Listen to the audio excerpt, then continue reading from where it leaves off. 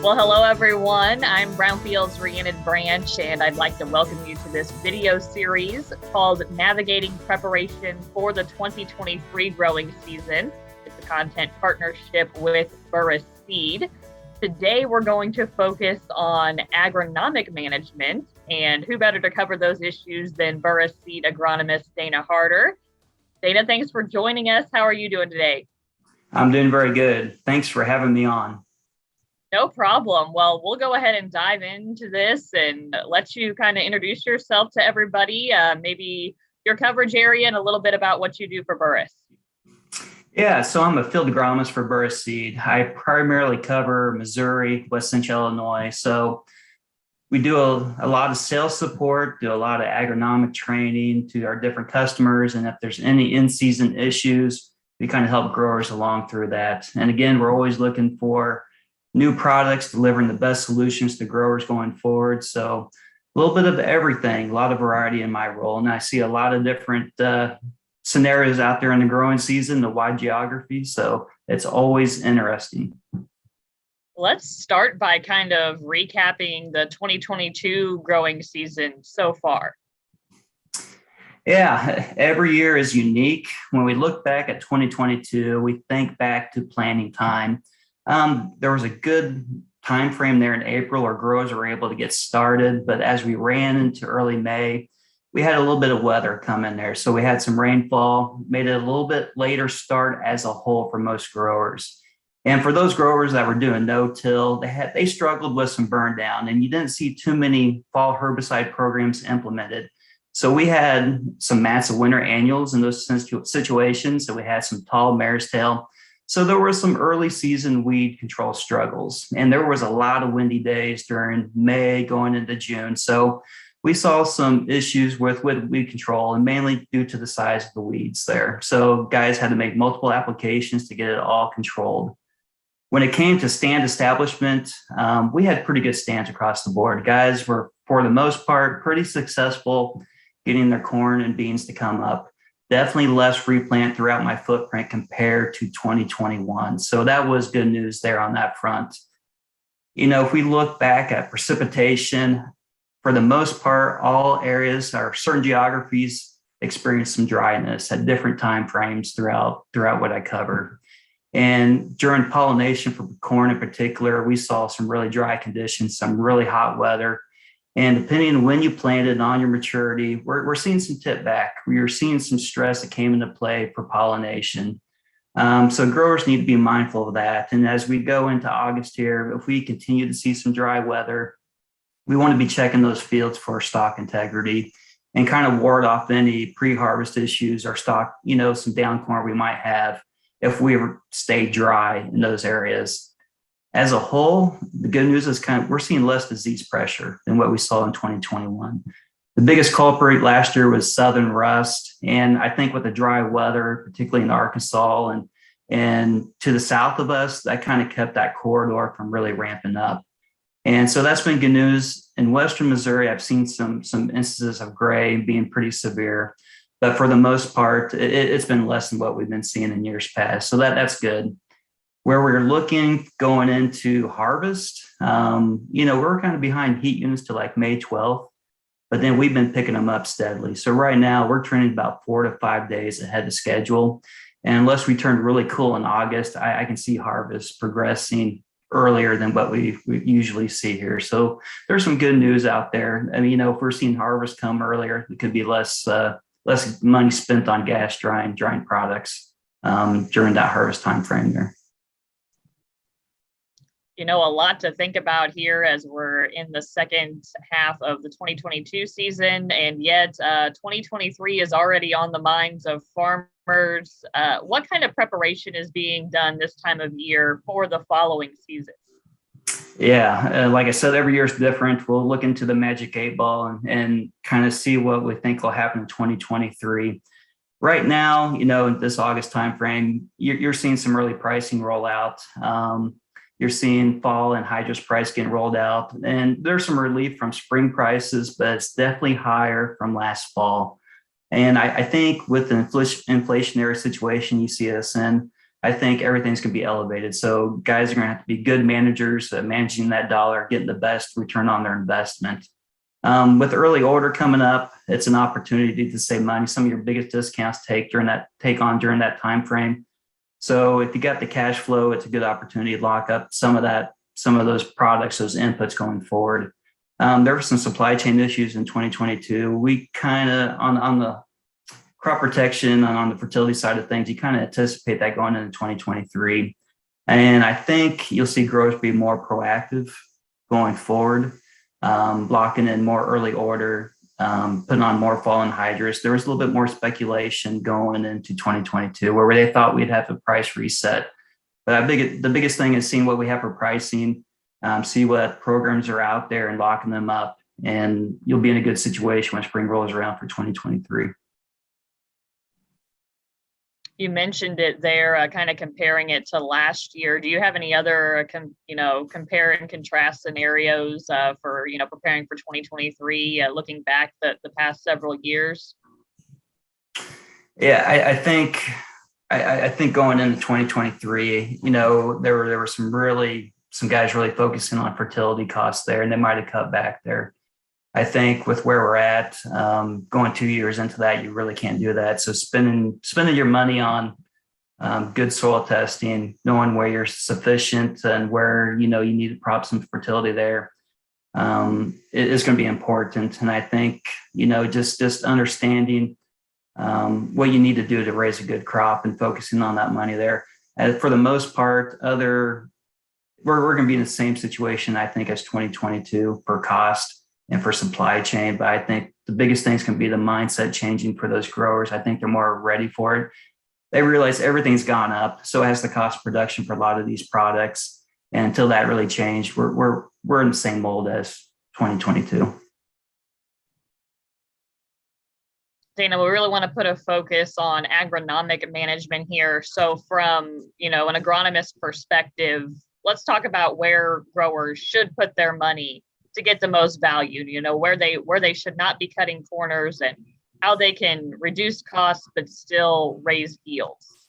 Yeah, that's always a tricky one. Where do you make that balance? You always want to do the best that you can do, but if you start cutting back on stuff, where is that line? And again, it depends on some of the weather conditions and some of that. If we have challenging growing conditions, some of those cuts really show up, and they'll show up late season, both corn and soybeans. Especially where you have that stress, things really show. So as I mentioned earlier, having a solid fertility program, and it's going to take more boots in the field to do this kind of stuff. So soil testing, that's going to pay dividends. When inputs go up, doing your homework and knowing where you stand for soil fertility and grid sampling, that tells you where you're at, and then you know how to manage going forward. So knowing, especially on potash and DAP, knowing where you're at there for sufficiency levels and where you're lacking, they'll help get you the best return on investment there. When it comes to nitrogen and corn, there's some really good tools. I really don't like skimping on in, but there's a good tool called Maximum Return to Nitrogen, where it takes into account the pricing, tells you the biggest bang for your buck based on that application rate. And again, looking when you get it in season based on the weather conditions, it's split applying in and using it when you need it is key. So if we run some wet conditions, bumping up that side dress application will pay dividends versus putting it all up front. Doing due diligence when it comes to pricing, knowing what's in crop protection products, know what actives are there, and comparing, contrasting prices and taking advantage of those early season discounts. You can get some good products. You can get them at a better value. They'll help you be in a better position coming in spring. And I think having built-in protection, particularly when it comes to hybrids and varieties, again, we talked about the low disease pressure in 2022. That doesn't mean it's going to be the case in 2023. If we looked at 2021, we had a lot of disease. Depending on the weather pattern going forward, having that built-in protection will pay dividends. So looking for good gray tolerance in corn, good southern rust, good tar spot ratings, that'll put you in premium position versus having to splurge for crop protection products. When it comes to IPM, insect pest management, I think you'll see growers implement more of an active scouting approach. I think we've been pushing the easy button and just doing a blanket approach and putting that spend out there. But as borrowing costs go up, input costs go up, I think knowing what the situation is out in the field, and again, that takes boots out in the field, you'll have a better ROI using that active IPM approach versus the blanket approach going forward. Again, a lot to keep in mind there. I imagine that some producers might need some help and guidance on some of those situations. Who do you recommend they talk to? What kind of network should they have going into this season to kind of help guide on some of those decisions? I think having a strong relationship with your consultants, your seed sales people, your crop input providers. They see a lot of acres, they see a lot of growers, they know what's working, and then give you insight, and to give you the best recommendation for your program, for your farm. And so that's going to pay dividends having those relationships there. There's many other sources you can go to for information, but having those close contacts that are out there in the industry can really pay dividends during these time frames.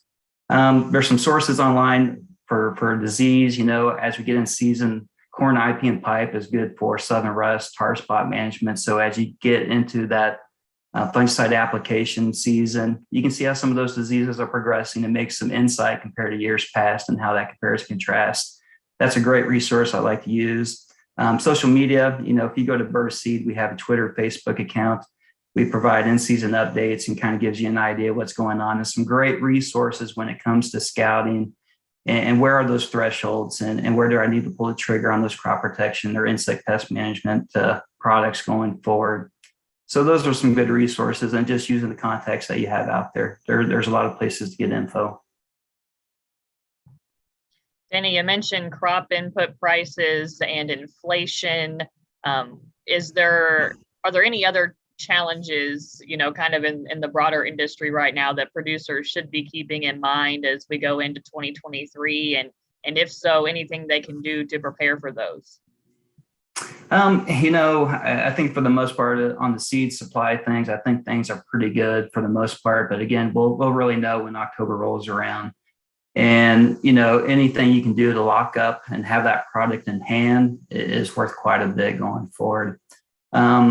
It's just hard knowing what 2023 is going to bring. But if you can lock up your products, know what you get for pricing and return on your commodity and what your costs are going forward and managing those costs, that's going to pay dividends.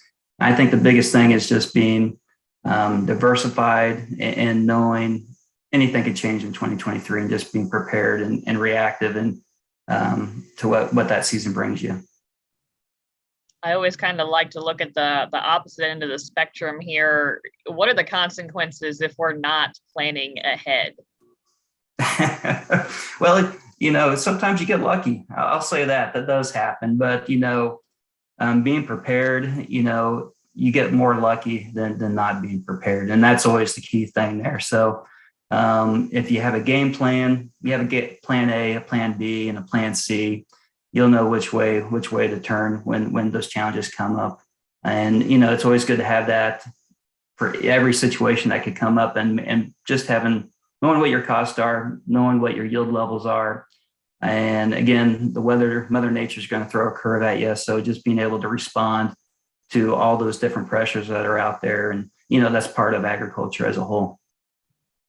Dana, do you have anything else you'd like to add that we haven't touched on? Some things that are on people's mind. If you look at the drought monitor, we'll see what, the fall brings and the winter brings. But we might be in a situation where you might want to manage for soil moisture going forward into the spring. Again, we might get timely rainfall, but there's a lot of dryness out there in the Western Corn Belt. So being aware of that going forward. Another key thing I want to stress on is weed resistant management. As you heard, we had some struggles early in the season for 2022. And with high input prices, you got growers maybe more reluctant to pull the trigger and put multiple modes of action in their herbicide programs.